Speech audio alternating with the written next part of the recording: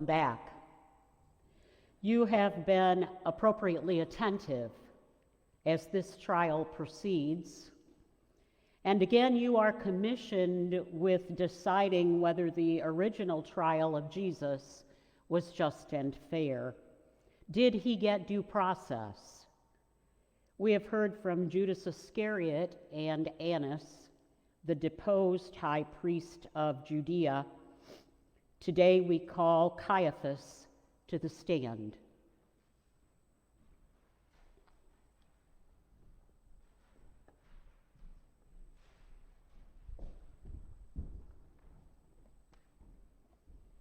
Place your hand on the Bible. Do you swear to tell the truth, the whole truth, and nothing but the truth, so help you God? I do. Please be seated.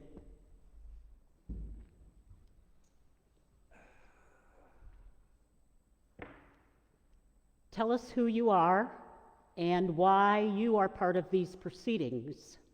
My name is Caiaphas. I was the ruling high priest in Jerusalem for 18 years, including the time that Jesus lived. Now, the buck stopped with me when it came to Jewish law. And this upstart Jesus, who was creating such an uproar in the region, was destined to come before me. His fate rested in my hands. So you had ultimate influence on the outcome of Jesus' trial. Oh, I had strong influence. But I was also politically astute. Now, see, my father-in-law, Annas, had the trust of the Hebrew people. So he and I typically acted in tandem. So I was the head of the Sanhedrin, the ruling body of leaders of the Hebrew people, kind of like Congress in this day and age. And it was necessary that I build political alliances. That's how the world works. Your job was to make decisions with regard to the Jewish religion? Well, being a priest and a political man, I couldn't afford to take theology all that seriously. I really didn't care who Jesus thought he was. I mean, he could heal the sick and raise the dead. He could claim to be the Messiah and claim his way to heaven. It made no difference to me, or really to my father-in-law, Annas, as long as the peace ensured by Roman rule was maintained and the money from the temple on all those offerings kept flowing into our family treasury. So, am I understanding you correctly? Are you saying that you benefited financially from your position as high priest? Well, of course that's what I'm saying. Do you think that I would have played the political games I had to play just for the fun of it? Now, Jesus put our earnings in jeopardy. He even had the audacity to go to the temple and throw out the money changers and the animal merchants. I mean, he claimed the temple belonged to his father. I'm talking God here. Now, my family shared in the profits of those enterprises, and Jesus was putting dents in the proceeds. And how dare he do that? So your main concern in all of this was personal financial gain. Clearly, the peace and prosperity of my family were jeopardized by Jesus. But there was more to consider. Now, the Roman bureaucracy was endangered by Jesus. His wacky followers seemed intent on anointing him king, and maybe even high priest as well. And the Pharisees were all up in arms, saying this was blasphemy, and I didn't care a whit about blasphemy, but the status quo was threatened. His followers were emotional nitwits, and they seemed to be capable of extremely stupid actions. I felt I had to put a stop to Jesus and his movement before things got out of hand. If these idiots were going to go on with their plans, more than just a few fanatics, including Jesus, were going to die. You know, Caiaphas, you're making yourself sound pretty altruistic. Now look, over and over in our long history, slow to act Roman officials, hot-headed Jews, rebellious Samaritans, and others had to be hauled off to Rome for trial, or even been murdered on the spot. You you might take a very dim view of me and my decisions, but agree with me or not, they were decisions made for the greater good. Hmm. Now, my suspicion that this Jesus was bad news was confirmed the moment I learned he had raised Lazarus from the dead. That started a tidal wave of fanaticism. And there were more than a few people who saw the bigger picture, and they reported their concerns to the Pharisees. Now, these Pharisees called in the Sanhedrin members, and we had this secret meeting. We deliberated about what we should do.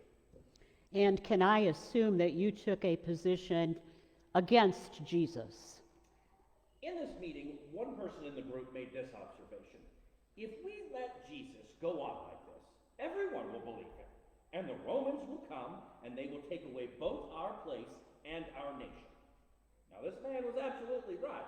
If we Jews allowed this would-be Messiah to gain power, Caesar would see this as a challenge to his authority, and the wrath would come down on us hard. Any unrest or perceived challenge to Caesar's rule would be dealt with in unimaginably harsh terms. So you recommended Jesus' death. Yes, I did. I said, it is better if one man should die for the people than that the whole nation should perish. Now, with that statement, my mind was made up, and the position of the Sanhedrin on the fate of Jesus was fixed.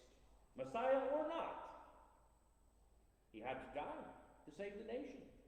Immediately, we began to make plans to put Jesus to death. So the buck did stop with you. In theory. But we were forbidden to carry out our full plan. You see, the Romans reserved power of death sentence for themselves. Capital offenses were their area of jurisdiction. Our power as the Sanhedrin was only to enforce religious and local law, not put criminals to death. So we had to put together this elaborate scheme, you see, to actually get Jesus dead. It had to be in the appearance of being legal, but in fact, it was a conspiracy. Without any evidence of a crime actually being committed, we predetermined the guilt of Jesus and that he deserved to die. But this would necessitate convincing the Roman governor, Pontius Pilate. Well, how do you convince someone of a capital offense without a crime having been committed? Oh, see, this is good. We came up with a twofold plan. Convict Jesus on religious charges, such as blasphemy, right? And then produce evidence of insurrection and rebellion, so the governor would convict him. Every detail now had to be carried out inconspicuously, so that we didn't start a riot among the followers. It was a very complicated plan. Complicated plans have a way of backfiring. Oh yes, but we got handed a gift. The unexpected cooperation of one of Jesus' disciples, Jesus Iscariot. Now he came to us, saying that he was disenchanted with the way things were going, and he was willing to help us take Jesus into custody. After some haggling, we priests agreed to give Judas 30 pieces of silver in exchange for him helping us get to Jesus under the cover of darkness. Now, can you imagine what a bargain that was? 30 pieces of silver. Why, Annas, my father-in-law, was the richest man in Judea. He regularly doled out lavish gifts to politically connected people in exchange for their favor. 30 pieces of silver was nothing to him. He could have paid Judas 1,000 times more if he had asked. What a poor negotiator Judas was.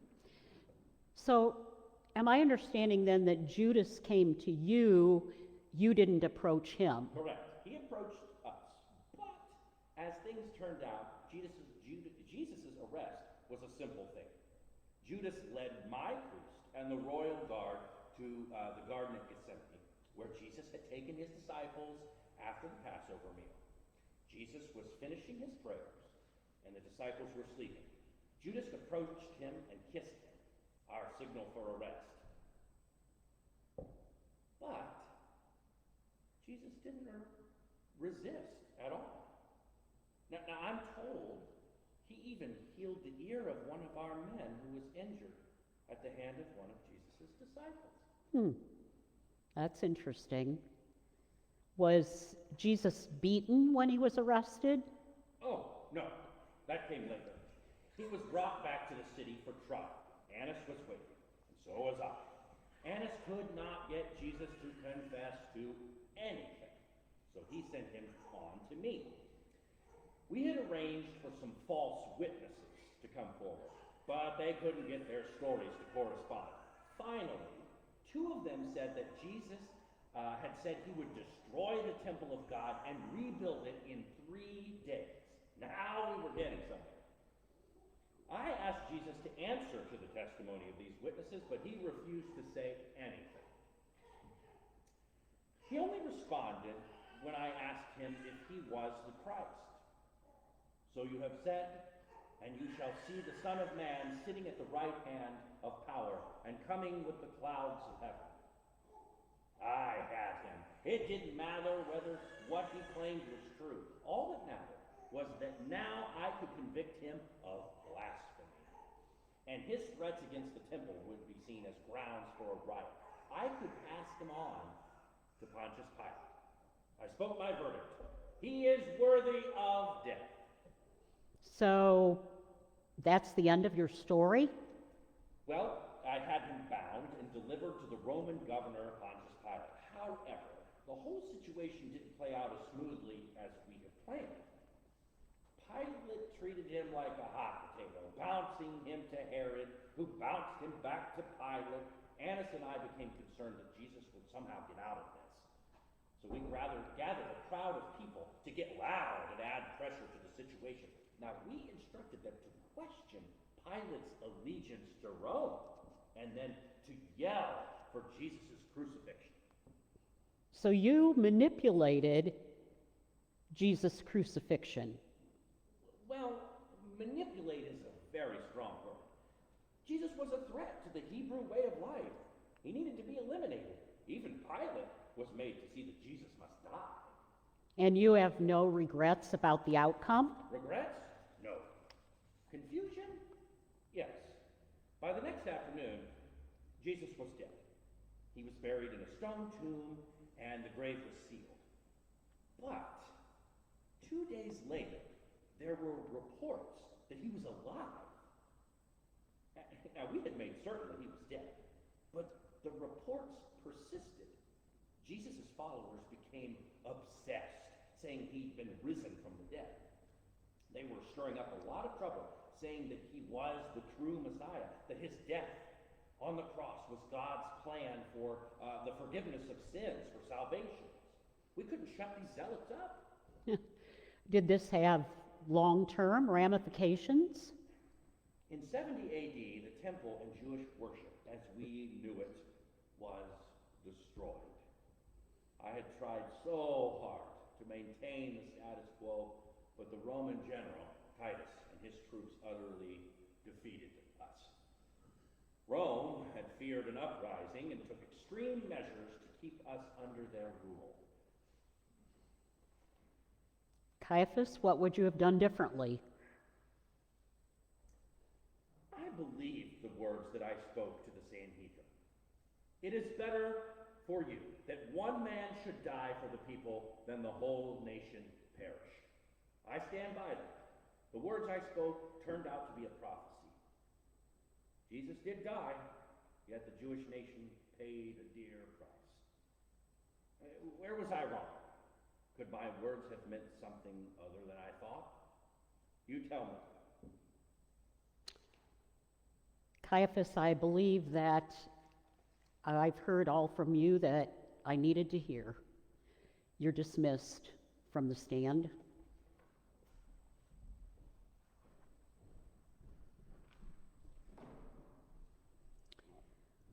Well, jury, you have heard the testimony of this high priest. Were his actions justified?